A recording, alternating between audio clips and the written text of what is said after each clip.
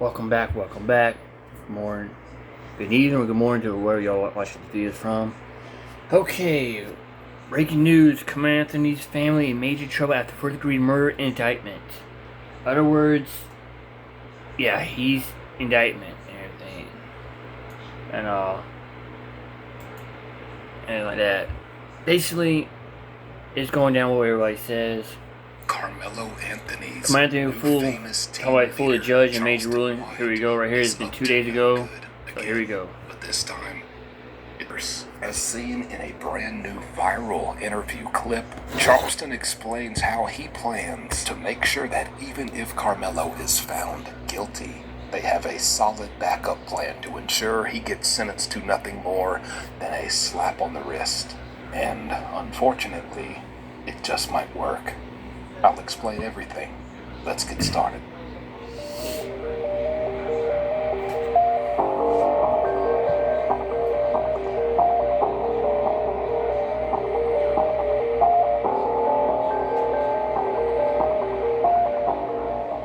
You're about to see a short clip of Charleston White explaining all that he's doing for Carmelo in just a few seconds. I'll wait to dive into it and break down what he's really plotting until after I show the clip, but I just want to say, yes, we have heard Charleston mention in the past, very recently, that he has a boxing coach. That's all he's described this person as, to meet with Carmelo to teach him how to box. We've discussed that. We've discussed how learning how to box doesn't really help you in prison, but in this new clip, he gives a lot more insight and a lot more detail and information that really opens up the grand scheme, the big picture of what they're really trying to do. And as soon as I heard it, as someone who recently did 10 years in prison, I've been arrested, I've posted bail, I've remained free on bail for 9-10 months before court, and in another case, 2 years before court, I've had a paid lawyer for both of these instances. I've been advised by that lawyer what to do,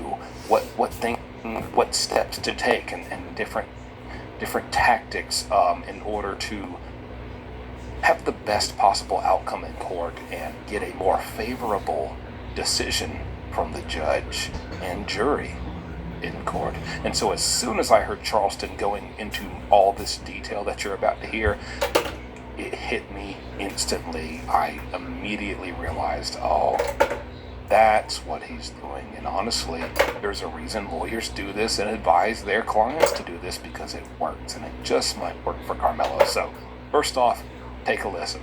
It's a boxing program that the Fort Worth Police Department uses. It's a violent intervention program, but a portion of it is boxing and MMA by some professional MMA fighters and boxers. So Trent is one of them. Former gang leaders that brought the Bloods to the city out of Fort Worth. So they use boxing as a form of discipline, character building, self-esteem building, and youth engagement, as well as mentorship, critical thinking skills. Having to think under pressure, and you being able to think and not reacting out what you feel, learning how to stick to what you're being trained, different techniques. So that equips you just in life, period.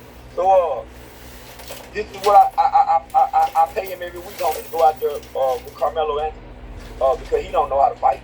Now, there's a lot to dissect and break down from that very short clip. Let's start with the fact that Charleston White, yes, he does have involvement, heavy involvement in a program for youth in the community.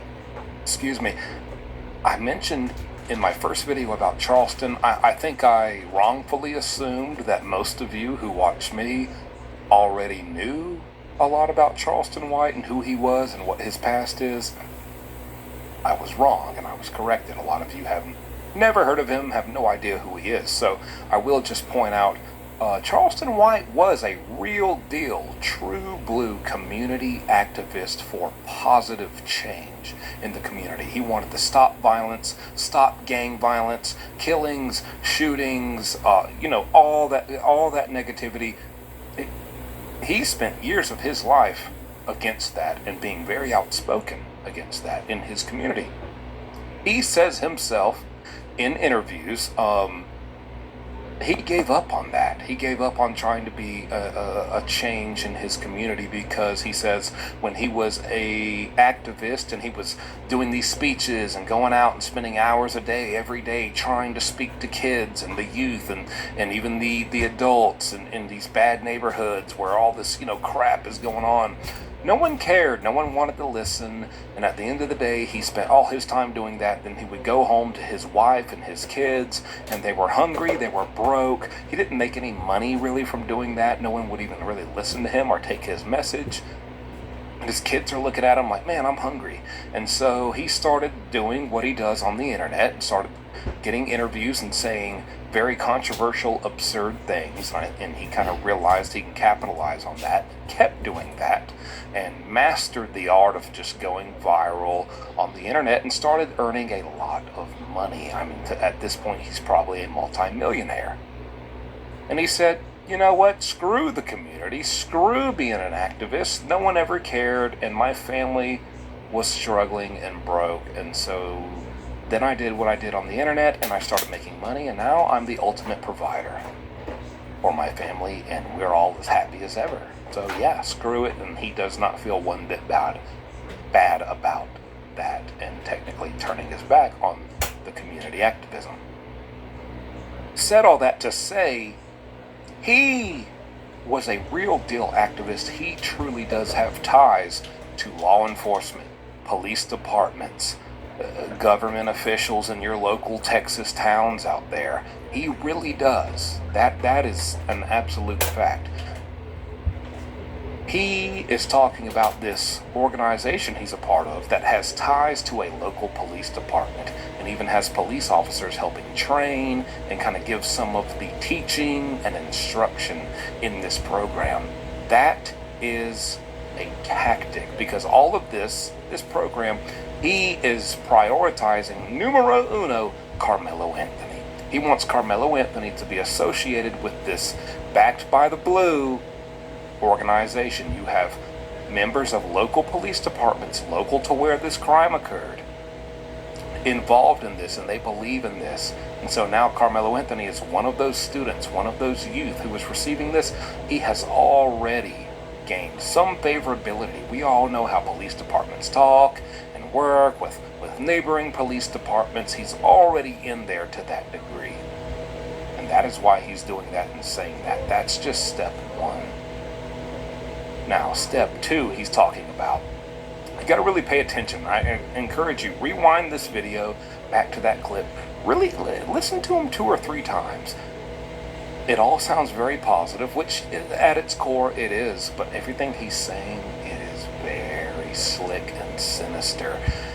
Character building, discipline, restraint, teaching this young man what to do in high pressure situations, how to not lose his cool, how to think, how to critically think in high pressure situations, how to, I quote, rely on the teachings and trainings that have been instilled in him when emergency situations happen, right?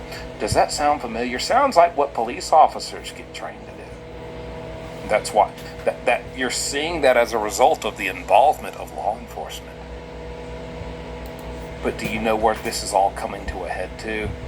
Hey, because let's be real. Carmelo, you should have got that training before you pulled a knife out of your book bag for no dang reason and took the life of an innocent kid. You should have learned how to critically think. You should have learned how to process stuff. You should have learned self-discipline. You should have learned character building. You should have learned this stuff. From who? Your daddy. But your daddy's too busy out here being a fugitive from the law since 2018.